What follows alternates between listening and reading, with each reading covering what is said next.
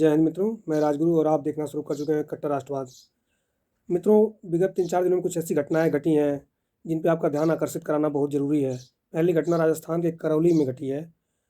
वहाँ पे नवरात्र के पहले दिन जो जुलूस निकाला जा रहा था, माता के जयकारे लगा के हिंदू भाई लोग जुलूस निकाल रहे थे, उस पे मुस्लिमों द्वारा हमला किया गया और मस्जिद की छतों से और घर की छतों से पत्थरबाजी और शीशे की बोतलों से हमला किया गया, जिसमें 35 से ज़्यादा हिंदू घायल हो चुके हैं और 35 से ज़्यादा हिंदू की दुकानों को आग के हवाले भी कर दिया गया, जिसमें उनका सारा दुकान जलकर खाक हो चुका है। और इसका जो मुख्य अभियुक्त है वो पीएफआई का सक्रिय सदस्य और कांग्रेस का कार्यकर्ता वहाँ का पार्षद है, उसका नाम है मोहम्मद मतलूब।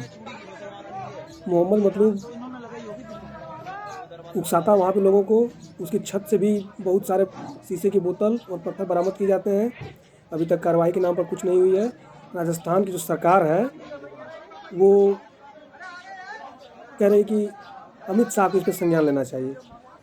कानून व्यवस्था राज्य का मैटर होता है, अगर उस पर केंद्र सरकार संज्ञान लेने लगेगी तो 10 जनपद से लेकर राजस्थान तक कांग्रेस नेताओं को पतला दस्त स्टार्ट हो जाएगा। दूसरा जो मामला है वो गोरखपुर का है। गोरखनाथ मंदिर में मुंबई से एक मुसलमान आता है और मंदिर में घुसकर वो हमला करना चाहता है। हमला तो नाकाम हो गया, लेकिन मंदिर की सुरक्षा कर रहे सुरक्षा कर्मियों पर उसने धारदार हथियार से हमला कर दिया, जिसमें 2 पुलिसकर्मी घायल हो गए, बुरी तरीके से जख्मी हो गए। बाद में पुलिस वालों ने उसको काबू में कर लिया, उसकी अच्छी खासी सुताई भी हुई है।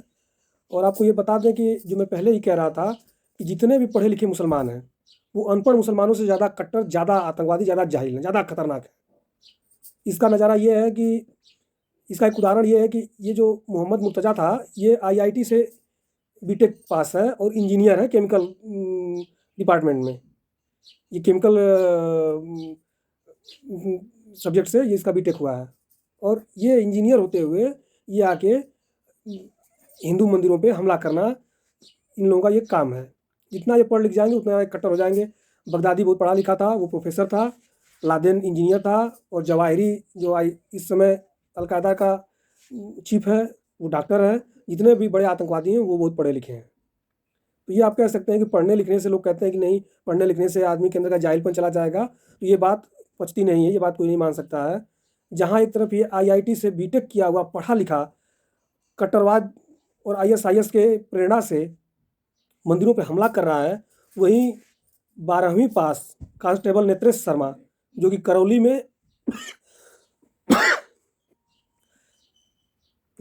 में जो आगजनी होती है, उस आगजनी घटना में एक परिवार का घर जलता है। घर में 4-6 सदस्य मौजूद रहते हैं, एक छोटा बच्चा भी रहता है, दुधमुहा बच्चा। उसको आग की लपटों के भीतर जा करके और बचा करके लेके आता है। तो आप ये कह सकते हैं कि जो ज़्यादा पढ़ा लिखा है वो ज़्यादा अच्छा है, उसकी सोच अच्छी नहीं। ये परवरिश और संस्कार मायने रखते हैं। मुसलमानों में उनको परवरिश इस तरीके से दी जाती है कि बेटा पढ़ लिख ले, तुझे आतंकवादी भी बनना है। हिंदुओं में दी जाती है थोड़ा पढ़ लिख ले, नौकरी वोकरी लग जाएगी। और जो तीसरा घटना है वो मुरादाबाद की घटना है। वहाँ पे 2 सगी बहनें, सूफी फरजाना और कैफी नूर, इन दोनों को पुलिस ने गिरफ्तार किया है। इनका जुर्म यह है कि ये गाय और बछड़ों की हत्या करती थी, गोकशी घर में सब करती थी और गोमांस पका पका के ये लोग खाते थे। इनका परिवार इसमें पूरा शामिल था। इन दोनों की गिरफ्तारी हो चुकी है। बाकी जो 5 इनके चाचा चाची और इनके अबू अम्मी हैं वो फरार हैं और इनके हस्बैंड, तो उन लोगों की गिरफ्तारी की पुलिस दबिश दे रही है। अब ये आप जान लीजिए कि इनके अंदर कितना ज़्यादा ये भरा हुआ है जहर कि ये जिससे हिंदुओं की भावनाएं आहत होती हैं या जिसको हिंदू पूजनीय मानता है उस गाय को ये काट कर खाते हैं, जो कि प्रतिबंधित है। भारतीय कानून के अनुसार गोवध प्रतिबंधित है, लेकिन ये गाय का वध ही कर रही हैं।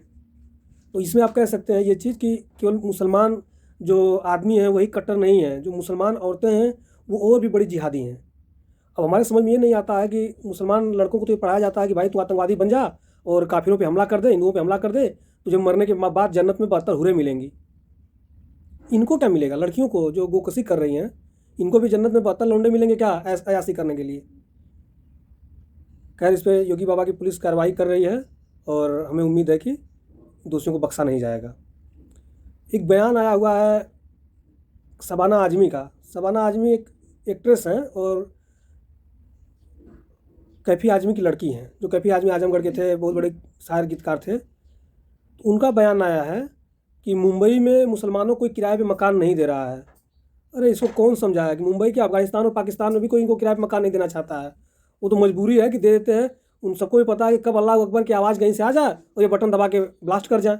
खुद तो जाएँगे भी, बेचारे का पूँजी जोड़ के एक-एक रुपया जोड़ के जिसने अपना घर बनाया है, वो भी उड़ा देंगे। तो कौन इनको किराए पे रूम देगा? वैसे ये खबर सुन के बहुत अच्छा लगा कि मुसलमानों को कोई किराए पे मुंबई में रूम नहीं दे रहा है। एक सुखद समाचार ये है कि दिल्ली में लूनी इलाके में हिंदू महायज्ञ के दौरान एक मुसलमान बंदे ने अपना धर्म परिवर्तन करके हिंदू धर्म में वापसी की है। उसने, मोहम्मद आमिर ने ये कहा है कि हमारे पूर्वज पहले हिंदू थे। चलो, कुछ कुछ लोगों को तो ये आभास हो रहा है, ये ज्ञान हो रहा है कि उनके पूर्वज हिंदू थे। वैसे तो हम ये कहते हैं कि पूरे दुनिया में ही सबके जितने भी धर्म हैं, सब हिंदू धर्म से ही उत्पन्न हुए और सबके पूर्वज हिंदू ही थे। 100, 200, 500, 400, 1000 साल पहले जाएंगे तो सबके पूर्वज हिंदू ही निकलेंगे। अरे इतना बड़ा मक्कार है फारूक अब्दुल्ला, जो कश्मीर का मुख्यमंत्री रह चुका है। उसके परदादा जो थे वो कश्मीरी ब्राह्मण थे, राजा राघव राम कौल। तो ये तो 100, 200, 150 साल पहले ही इनके पूर्वज हिंदू थे। तो ये अगर इनको भगवान सद्बुद्धि दें कि ये धर्म में वापसी करें, अन्यथा क़यामत की रात तो इनके लिए आएगी ही आएगी। एक और अच्छा समाचार ये है कि रामचरण, जो साउथ फिल्मों के, तेलुगु फिल्मों के सुपरस्टार हैं, जिनकी अभी एक फिल्म आई है जो तहलका मचा रही है, RRR करके, जिसको SS राजामौली ने डायरेक्ट किया है। तो उस फिल्म के हिट होने के बाद मुंबई एयरपोर्ट पे वो नंगे पाँव दिखे। पत्रकारों ने जब पता किया तो ये चीज़ पता लगा कि वो अयप्पा दीक्षा एक प्रकार का संकल्प होता है, व्रत होता है। उसके अनुसार 41 दिनों तक जो आदमी ये व्रत लेता है, शाकाहार ग्रहण करेगा, लहसुन प्याज भी नहीं खाएगा, नंगे पाँव रहेगा और ब्रह्मचर्य का पालन करेगा।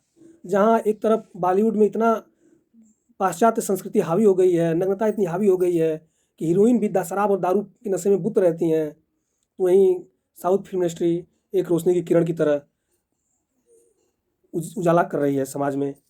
तो हमें लगता है कि आने वाले समय में ये बॉलीवुड का विकल्प बन के उभरेगी। धन्यवाद मित्रों।